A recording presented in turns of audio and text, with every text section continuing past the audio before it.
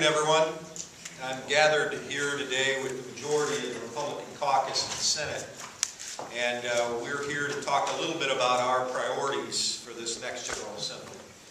First, let me start out that my colleagues and I firmly believe that it is and should be our priority to help each Ohioan secure the opportunity to obtain their God-given potential and achieve all that they can for themselves and for their families. Opportunity is why we work so hard to promote jobs and grow our economy right here in Ohio for all Ohioans. It's why we've improved Ohio education. It's why we work to remember those less fortunate who need special assistance. You know, that word opportunity is behind our legislative priorities for this new General Assembly, and I want to give you a sense of what that means today. I'd like to take you through the top 10 themes that encompass our legislation the caucus is going to focus on this General Assembly. But before I do that, let me begin by noting that we've made some changes in our structure and organization, particularly in our committee structure, to help better manage and distribute the workflow this year and focus more on member strengths and targets. We reduced the number of committees overall in the Senate.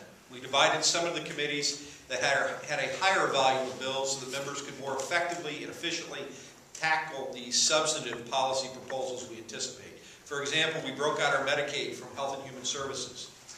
We split the insurance for financial institutions. At the same time, we consolidated our Commerce and Labor Committee with Transportation, and we consolidated the Rules and Reference Committee.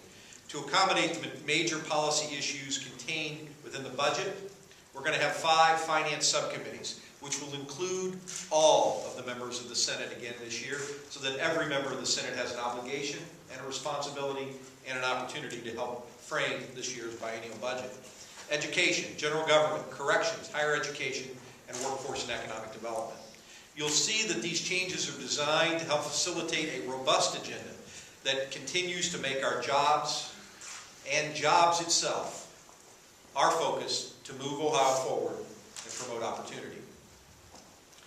Number 1 issue, jobs and opportunity. In this area, we are focusing on the concepts of welfare to work.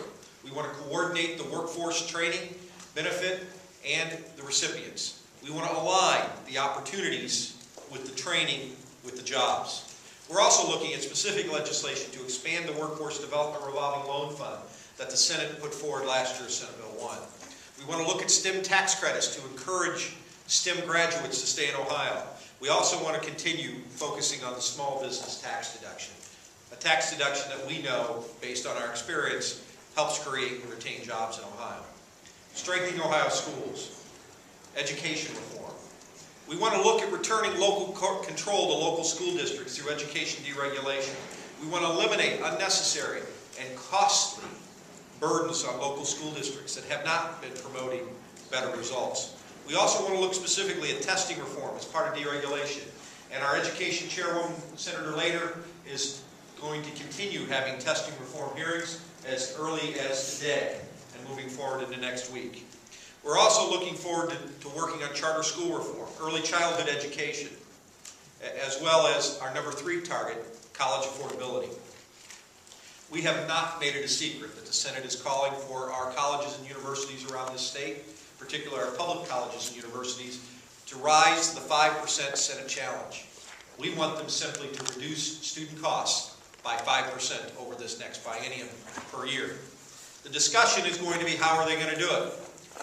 Our discussion is not more about micromanaging higher education. It's more about setting a goal and empowering them to reach those results. Simply put, you know this. Ohioans know this to be true.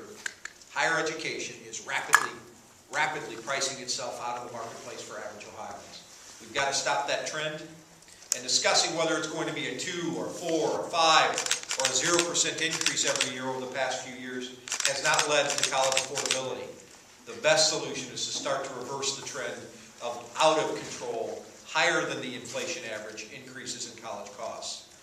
As part of this, Senator Jones is going to lead an effort on something she's worked on for a number of years, and that's putting forward an increase in the college savings credit for parents and families. Thank you, Senator Jones, in working on that.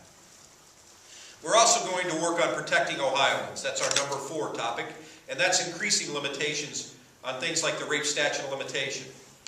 Working on something Senator Manning's been working on and trying to regulate and ban this powdered caffeine issue.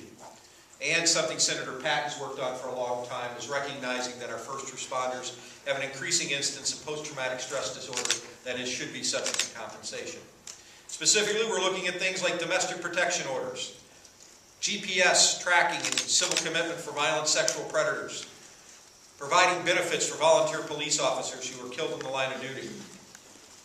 Our number 5 topic is investing in a healthy Ohio. This is an area where I'm proud to say that the Senate, under the leadership again of Senator Jones, has led an infant mortality. Thank you, Senator Jones, and you and Senator Lehner are going to continue to work on infant mortality issues and figure out how we can better move Ohio's infant mortality crisis and help solve some of those problems.